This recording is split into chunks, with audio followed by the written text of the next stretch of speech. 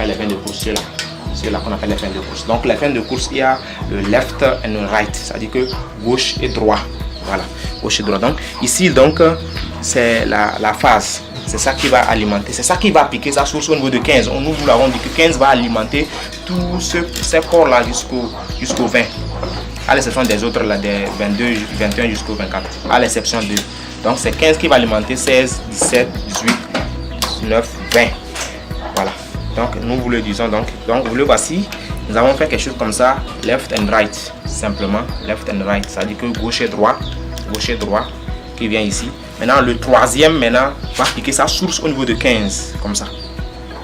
Ici, il peut encore, si on avait branché 19 et 20, et tous vont quitter là-bas pour aller associer avec les fils qui vont quitter 19 ou le 20 pour alimenter, par exemple, wet, pour alimenter le matériel. Donc, wet maintenant, c'est le brumisateur. Le brumisateur, c'est celui qu'on met dans l'eau et qui va donner de l'humidité.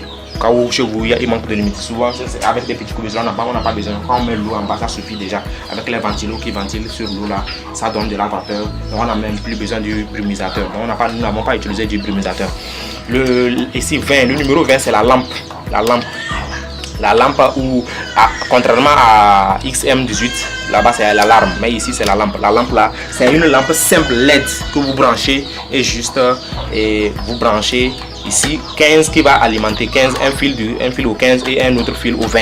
Et donc vous allez allumer votre lampe qui va servir de, quand vous venez pour regarder dedans, vous allez allumer pour juste voir tout ce qui se passe dedans. C'est ça seulement ce que ça fait. Voilà, nous avons ici, nous avons présenté comment ça a été fait 15 et puis ça a donné au moteur. Donc le moteur, quand nous allons prendre le fil là, c'est lui qui va aller au milieu. Et les autres là, on peut les brancher, les deux autres là, on peut les brancher comme on veut. Les deux autres là, mais le milieu là, on doit respecter, mettre ça au beau milieu ici. C'est-à-dire, depuis le 15, c'est le 15 qui alimente. Donc ça. Quand nous venons ici, nous avons deux sources. Il y a source de chaleur secondaire et source de chaleur principale. Donc, tout d'abord, c'est la source de chaleur principale qui est très importante. C'est là-bas, il faut brancher. Même si vous avez plusieurs ampoules, même il faut brancher tout ici si vous voulez.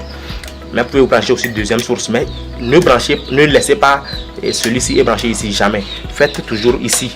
Et si vous en avez beaucoup, vous pouvez encore brancher une autre source ici.